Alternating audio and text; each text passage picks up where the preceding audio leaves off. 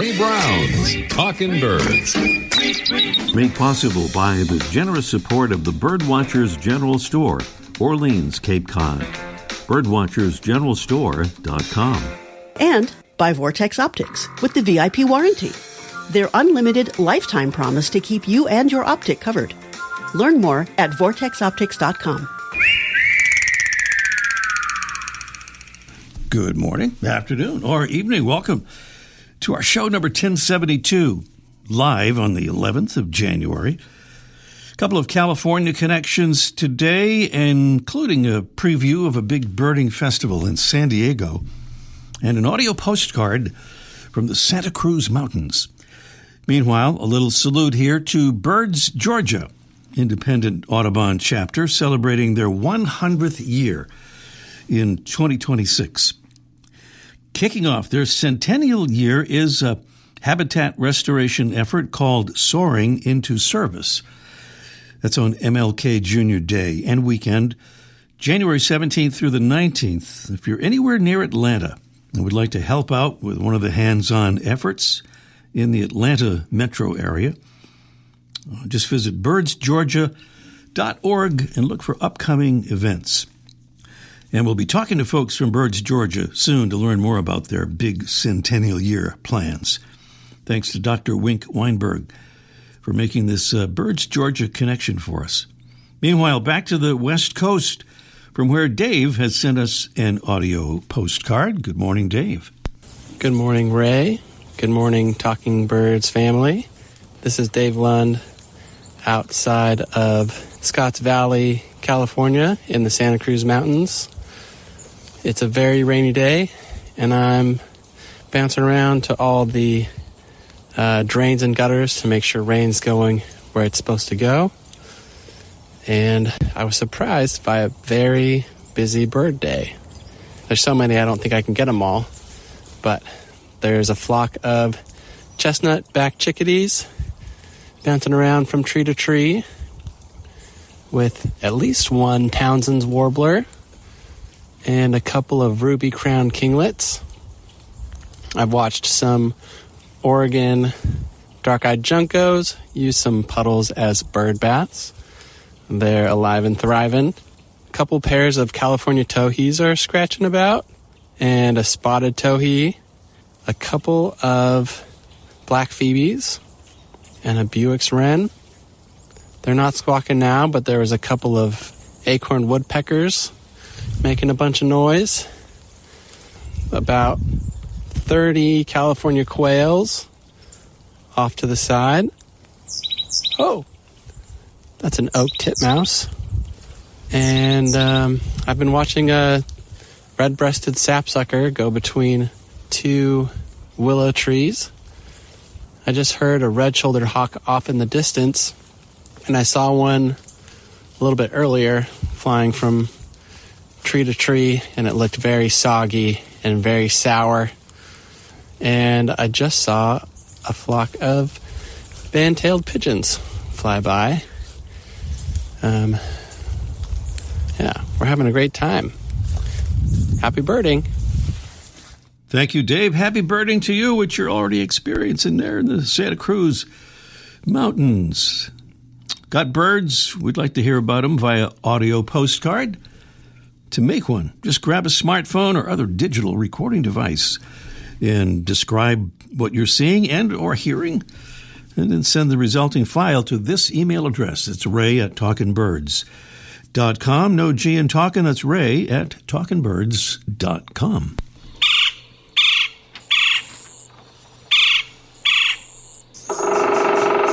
Sounds of our mystery bird contest a little bit later on in the show. This is a little preview of the contest. Fabulous prizes await. Our mystery bird is robin-sized. It has a light brown breast and belly and a black and white barred back and wings. Females have yellow plumage on the back of the neck, replaced by orange yellow in the males, and males have a red crown. Here in North America, our bird, which forages on tree limbs and trunks mostly for insects, by pecking and probing, rarely by excavating, is a year-round resident of Texas and parts of Oklahoma. That would be our mystery bird. We're going to think about that a little bit, and we'll have the contest coming along just a little bit later.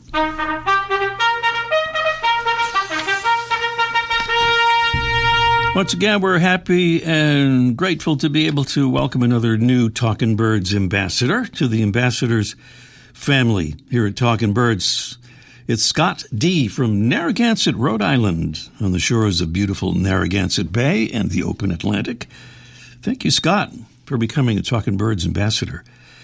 Meanwhile, Talking Birds listeners, we hope you will join Scott and more than 1,000 other listeners today and help us spread the word about birds and conservation by becoming a Talking Birds ambassador. When you sign up, we'll send you a neat little batch of our beautiful Talking Birds show cards.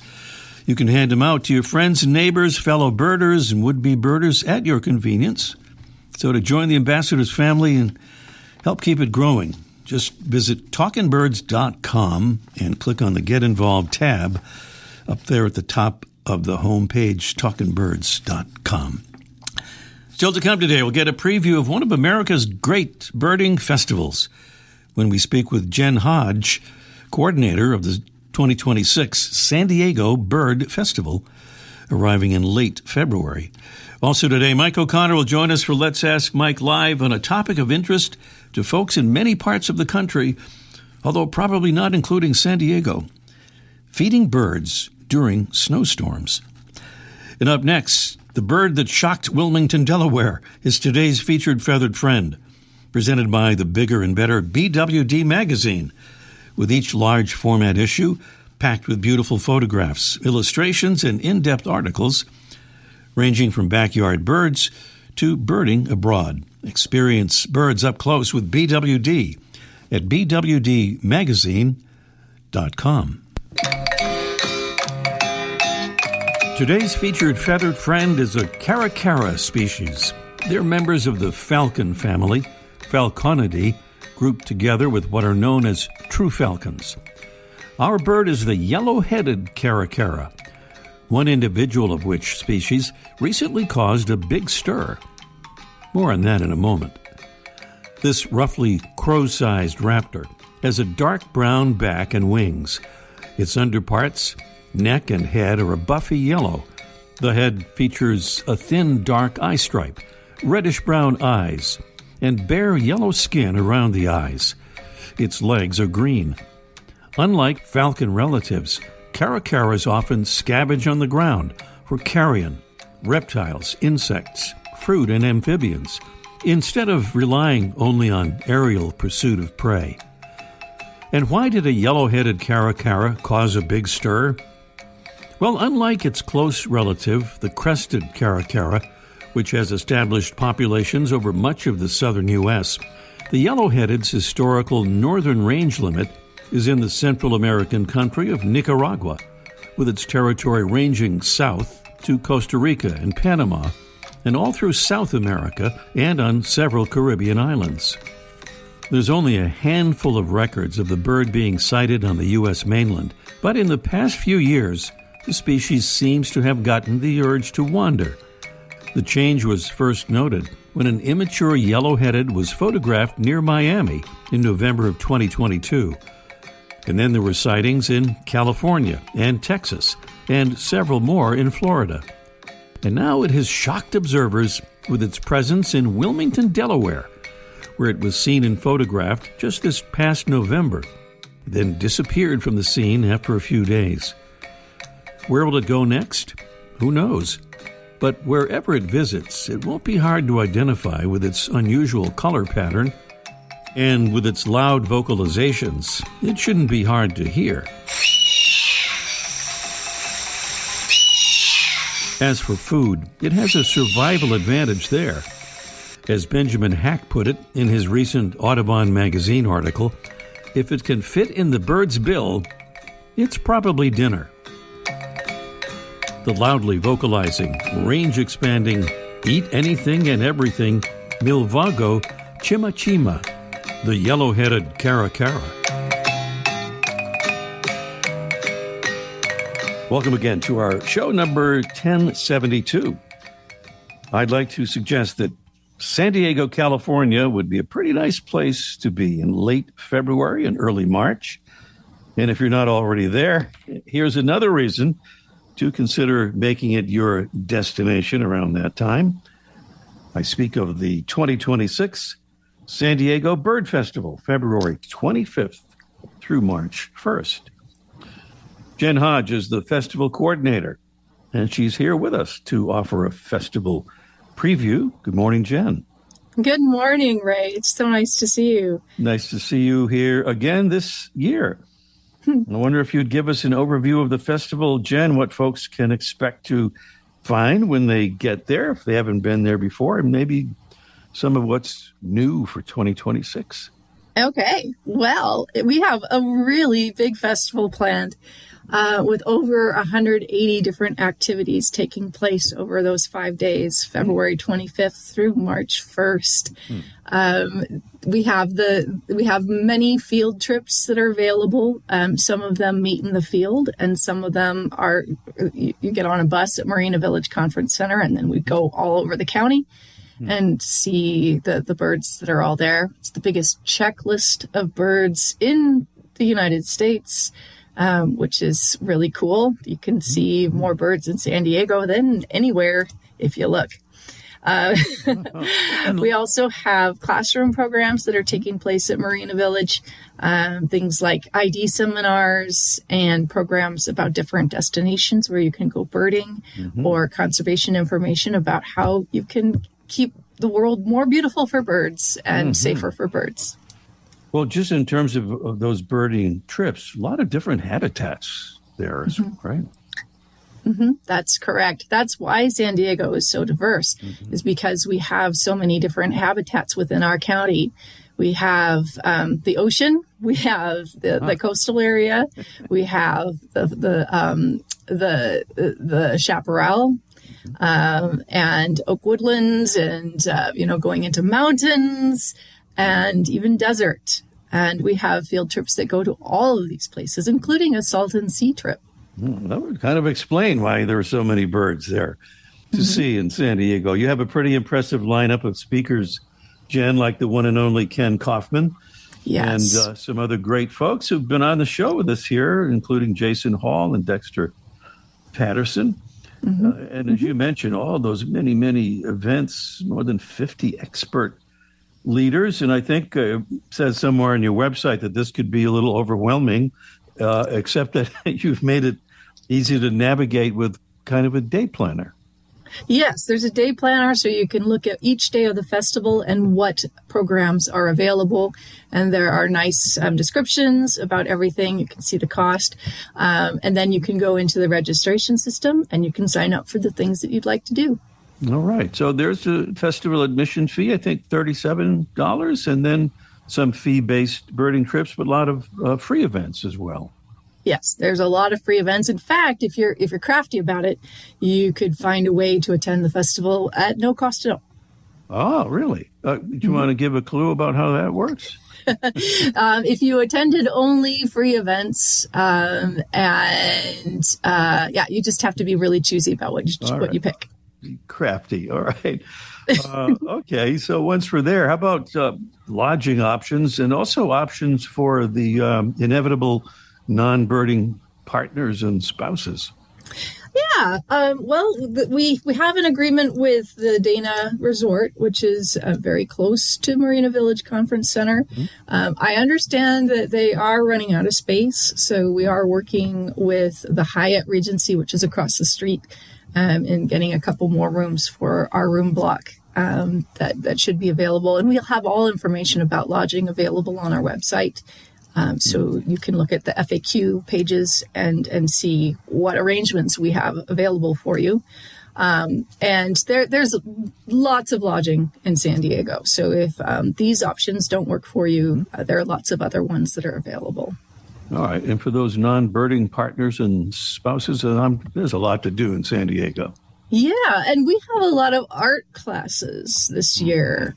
So the spouses, if they're artsy or crafty, there are lots of really interesting art classes, photography classes, They're kind of centered around birds because that's what we love, but you can always take those skills that you learn and apply it to anything that you love. Mm-hmm. Well, so how to register then, Jen? And I think the registration's been open for a good while now, but this is still a good time to do it. Yeah, still good. You go to San Diego Bird Festival.org, and then you click on register here, and then it'll take you through the registration system, which is pretty easy. You can put in the people and the things that the people want to do, and then it'll send you an invoice at the end. It's very slick. All right. Jen Hodge is the coordinator for one of the greatest North American birding events, the San Diego Bird Festival, presented by the San Diego Bird Alliance. And the dates again, February 25th through March 1st. And just to recap, all the details and registration info are at San Diego Bird Festival.org, or just, Google San Diego Bird Festival. Jen, good luck with what promises to be another great event, and thanks for the preview. Thank you, Ray. Jen Hodge here on Talking Birds. And up next, it's our Mystery Bird contest in just 1 minute. The flutter of a tail feather, the flash of a wing bar in mid-flight. You don't always have a lot of time to identify a bird in nature, let alone to appreciate its beauty. But with Vortex Optics, you'll have the power to bring every wild moment closer. When you choose Vortex, you're choosing to have a partner in the field as passionate about nature as you are. Whether you're spotting old friends on the backyard feeder or packing for a once-in-a-lifetime trip to add a few species to your life list, Vortex offers a full range of optics and optics accessories for every birder and every budget. And whether the birds are taking you to another state or another country, you're always covered by the Vortex VIP warranty, an unlimited lifetime promise to keep you and your optic covered. If you'd like to learn more, or if you need help choosing your next optic, give Vortex a call at 1-800-4VORTEX or visit vortexoptics.com. Here we go down to the world-famous Birdwatchers General Store on Cape Cod with Mike O'Connor, but we want to add a little drama here. Can we get a little blizzard sound going on? Can we hear? Oh. Good morning, Mike. Are you there? Hello, Mike. We were just kidding about him not being there, but I guess maybe he really isn't there. I hope he's okay because we got that blizzard. Get back to Mike. I believe we have the mystery bird to talk about first anyways, according to the schedule. Did I totally mess this up? I did. We got the wrong sequence here. That happens when I'm in charge. Wow. Okay, well, so much for that little dramatic episode. It was dramatic in a different way than we had exactly planned. It's our mystery bird. Here's the thing. Here's the bird. Can't believe I did that. Anyway, our mystery bird right there. Robin-sized, light brown breast and belly, and a black and white barred back and wings. Females have yellow plumage on the back of the neck, replaced by orange yellow in the males, and males have a red crown. Here in North America, our bird, which forages on tree limbs and trunks, mostly for insects, by pecking and probing, rarely by excavating, is a year-round resident of Texas and parts of Oklahoma. Okay, that's our mystery bird there. And we're back on track here, sort of, in the right sequence of events. And here are the prizes in our mystery bird contest. From Brome Bird Care, it's a Mega 600 feeder. That's right, with an extra large tube that holds nearly 2.5 pounds of seed. It's easy to clean and chew-proof and includes the Brome seed ventilation system to keep the seed cool and dry. Plus, we have a birding by ear course in the Larkwire app. Larkwire's highly customizable game-based courses have identification tips from some of the world's best birders and a uniquely effective approach to learning. These are indeed courses that let you master bird sounds and have fun doing it. All right, that's a prize list there. And that's our bird, once again, robin-sized mystery bird. And we heard the descriptions there and all of that, I think. Not exactly sure this morning, but I think so. Here's the phone number to call. This is the important part. It's 781-837-4900. Once again, that's 781-837-4900.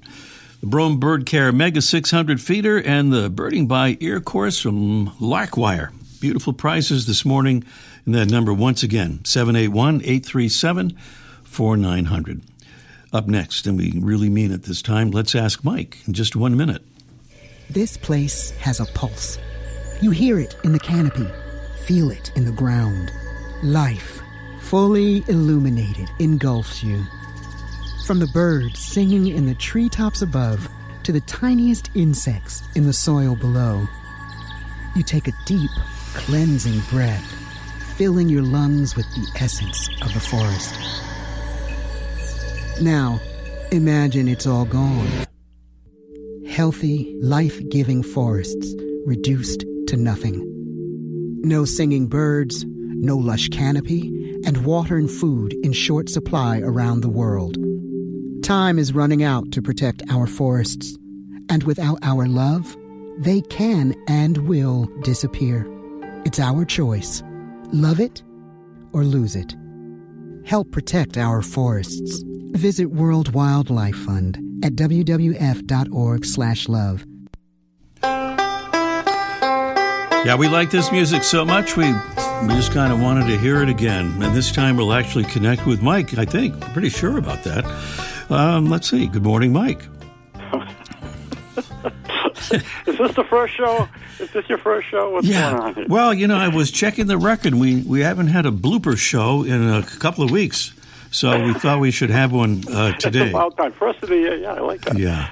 I know you were listening, so you might have been a little bit shocked when we introduced you there. I heard something about a little drama, and then it became real drama. It was a real drama in a different form than we had anticipated, but drama nonetheless, which is, always a good thing. But it all leads up to the idea of what we were talking about with that blizzard that we heard, and your topic is feeding birds, or not maybe, during snowstorms. What's the deal? Yeah, well, we got hit with a little surprise last New Year's Day. A snow squall came in off the ocean, and we were at work. We had to close, and I got home. And usually the birds know when there's a storm coming. I think we all seen the birds feed more intensely when there's a storm. And we used to think, or at least I used to think, the birds could feel the change of pressure in there because they had hollow bones, which isn't true, but that's what I thought. And it turns out there's a little organ in their ear that does feel the change in pressure. And so they really chow down just before a storm is coming. Yeah. But when the storm hits, at least a snowstorm, I found out when I got home that it fills the feeder with snow. All the holes where the feed comes out, the birds, when the storm passed, they came to my feeder, but they couldn't get any food out because all the holes where the food comes out with just snow had driven in there.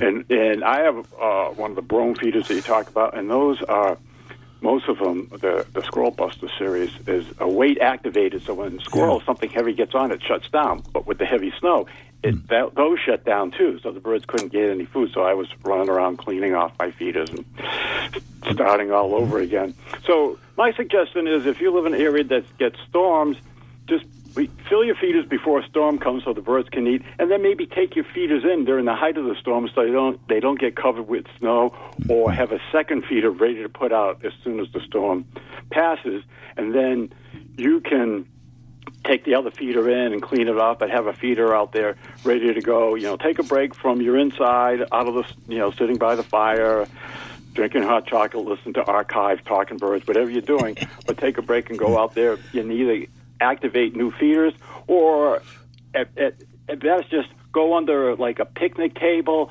or a bush or some lawn furniture and sprinkle some seed down there that maybe wasn't covered in snow, and then you can put your feeder back out.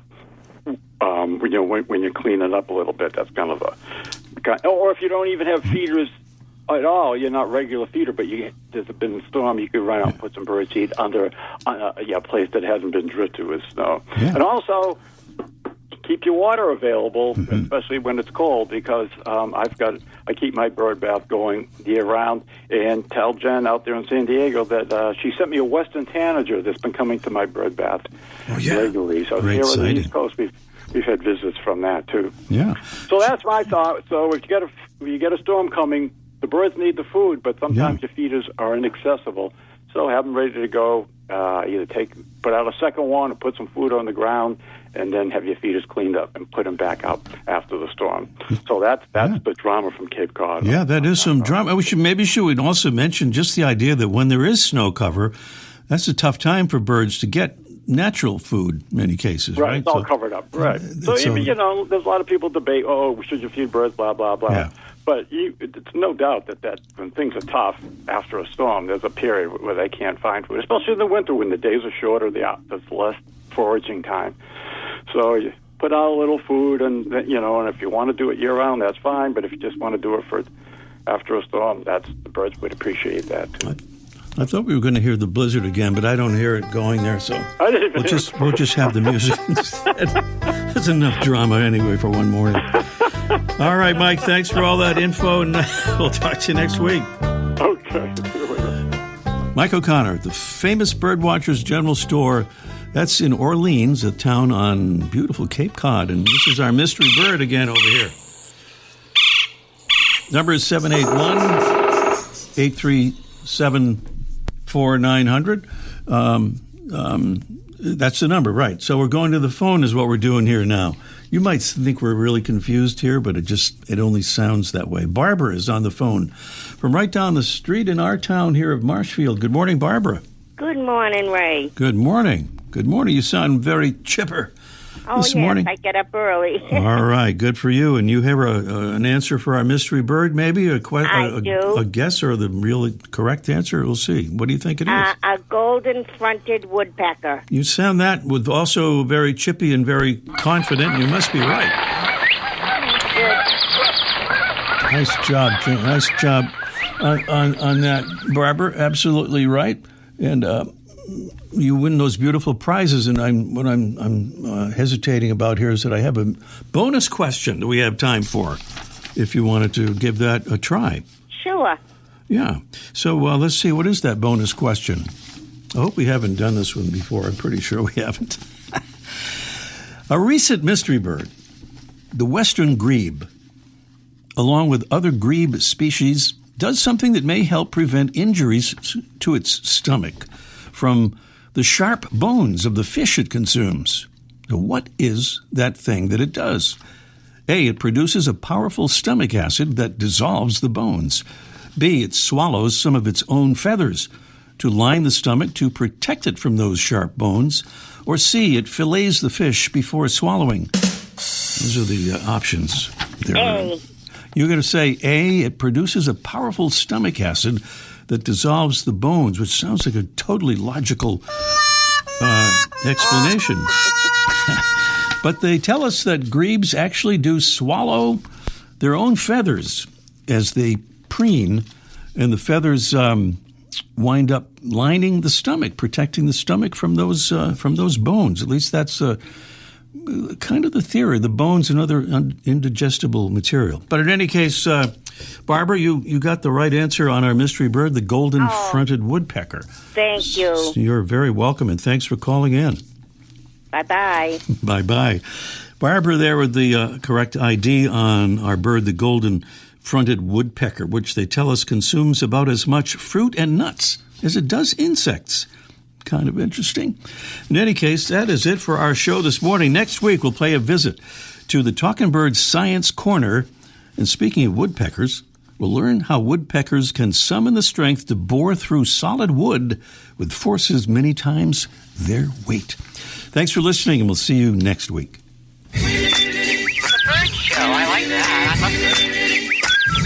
Ray Brown's Talking Birds.